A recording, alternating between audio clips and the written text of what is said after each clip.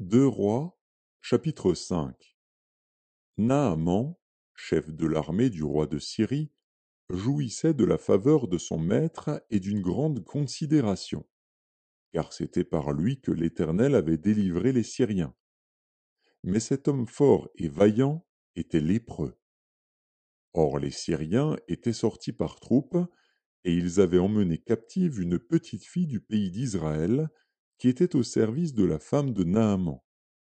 Et elle dit à sa maîtresse, Oh, si mon Seigneur était auprès du prophète qui est à Samarie, le prophète le guérirait de sa lèpre.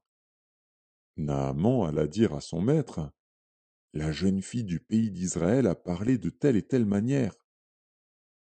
Et le roi de Syrie dit, Va, rends-toi à Samarie, et j'enverrai une lettre au roi d'Israël. Il partit, prenant avec lui 10 talents d'argent, 6 000 d'or et 10 vêtements de rechange. Il porta au roi d'Israël la lettre, où il était dit, Maintenant, quand cette lettre te sera parvenue, tu sauras que je t'envoie Naaman, mon serviteur, afin que tu le guérisses de sa lèpre. Après avoir lu la lettre, le roi d'Israël déchira ses vêtements et dit, Suis-je un Dieu, pour faire mourir et pour faire vivre, qu'il s'adresse à moi afin que je guérisse un homme de sa lèpre? Sachez donc et comprenez qu'il cherche une occasion de dispute avec moi. Lorsqu'Élisée, homme de Dieu, apprit que le roi d'Israël avait déchiré ses vêtements, il envoya dire au roi, Pourquoi as-tu déchiré tes vêtements? Laisse-le venir à moi, et il saura qu'il y a un prophète en Israël. Naaman vint avec ses chevaux et son char, et il s'arrêta à la porte de la maison d'Élisée. Élisée lui fit dire par un messager, Va, et lave-toi 7 fois dans le Jourdain.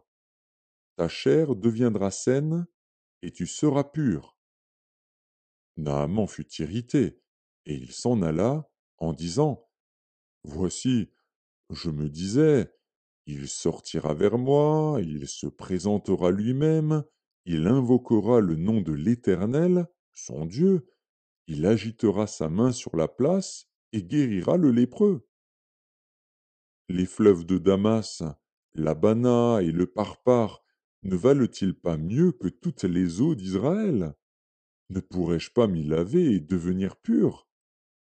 Et il s'en retournait et partait avec fureur. Mais ses serviteurs s'approchèrent pour lui parler, et ils dirent, Mon père, si le prophète t'eût demandé quelque chose de difficile, ne l'aurais-tu pas fait? Combien plus dois-tu faire ce qu'il t'a dit?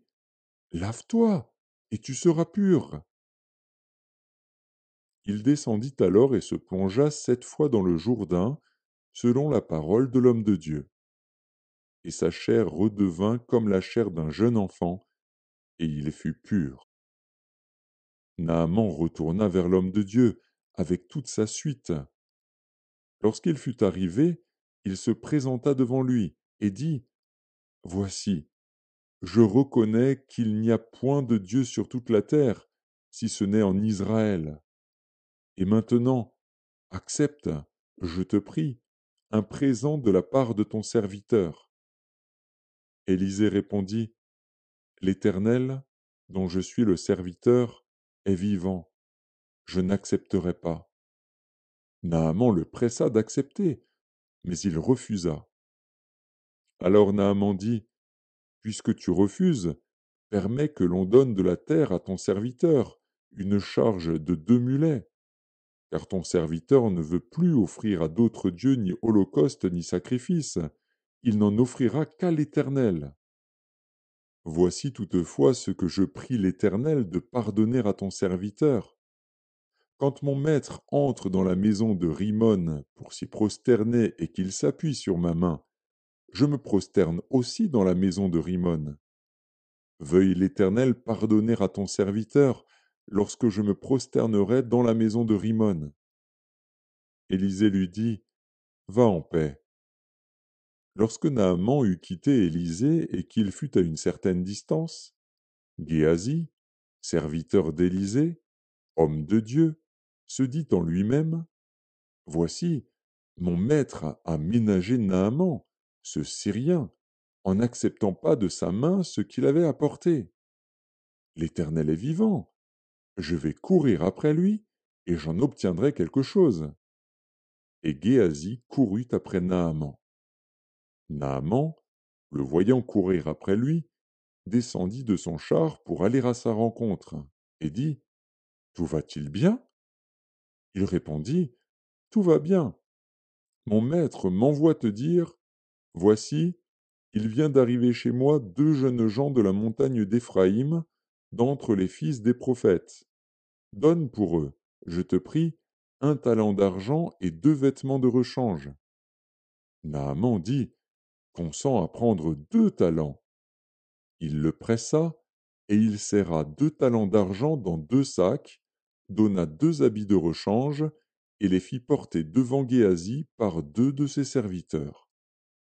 Arrivé à la colline, Géasi les prit de leurs mains et les déposa dans la maison, et il renvoya ces gens qui partirent.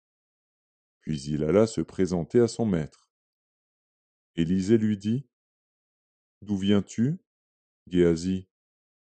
Il répondit: Ton serviteur n'est allé ni d'un côté ni d'un autre.